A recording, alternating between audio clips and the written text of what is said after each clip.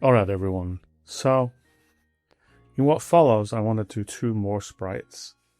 And this is a bit unusual because all of these sprites are going to be the same character, but within the game they're going to be different sprites.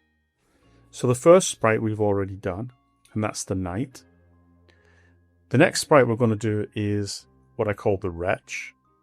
And then the last sprite we'll do is the werewolf. And these transform into the others. So the first one is the knight. It's always the knight. And then two things could happen to the knight. The first thing is that you could blast away all his armor. And if that happens, it leaves the Wretch behind. And so now you've got to deal with the Wretch. And then when night falls, the Wretch will turn into a werewolf. And if you still haven't defeated him, then when day breaks, the werewolf will turn back into the Wretch. On the other hand, if the knight still has his armor on when night falls, then the werewolf will appear exploding out of the armor. So that's the end of the armor either way. And then when day breaks, the werewolf will turn into the Wretch.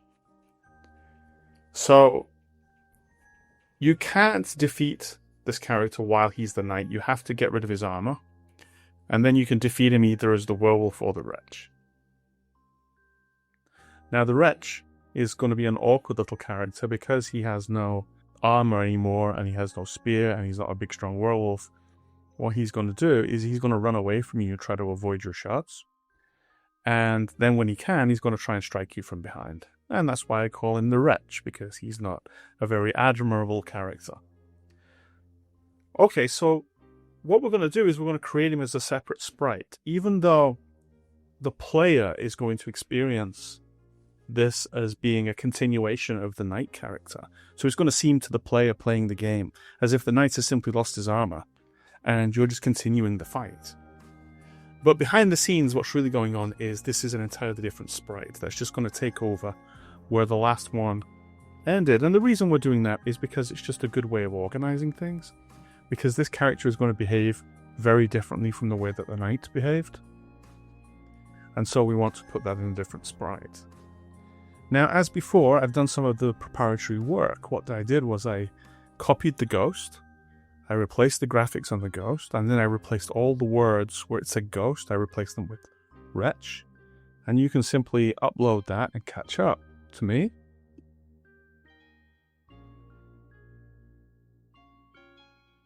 And another thing we need to do to prepare the way is replace the first opponent with Wretch on the enemies list. Now, this is not the way that things are going to happen in the actual game. The Wretch isn't going to appear on this list. What's going to happen is the knight is going to appear on the list. And then when the knight exits the list, he's going to write the name of the Wretch in place of his own name on this list. But for now, we're just going to do it in the kind of straightforward way, just while we're doing the development. We're just going to put his name on the list so we can hide that.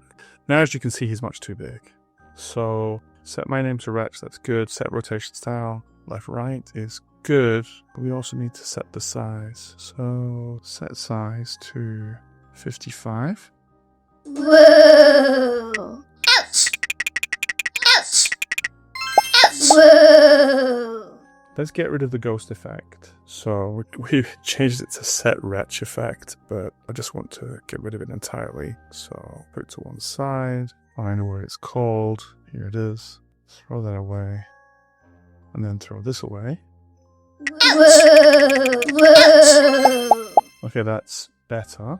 It looks like in my version, the costumes are all back to front. So he's facing the wrong way. When he's moving to the right, he's facing left. We can fix that very straightforwardly. I just convert it to a vector and I hit flip horizontal. But I think what I'll do is I'll make sure that this has already been done by the time you upload it, so you probably won't need to do this. But if you do, then this is how you do it. Okay, so the main change we're going to make with the Wretch is we're going to get him to move in a very interesting way. So all of this hover stuff, and that all has to go. So we can get rid of hover from randomly hover or chase, and then throw the hover red block away.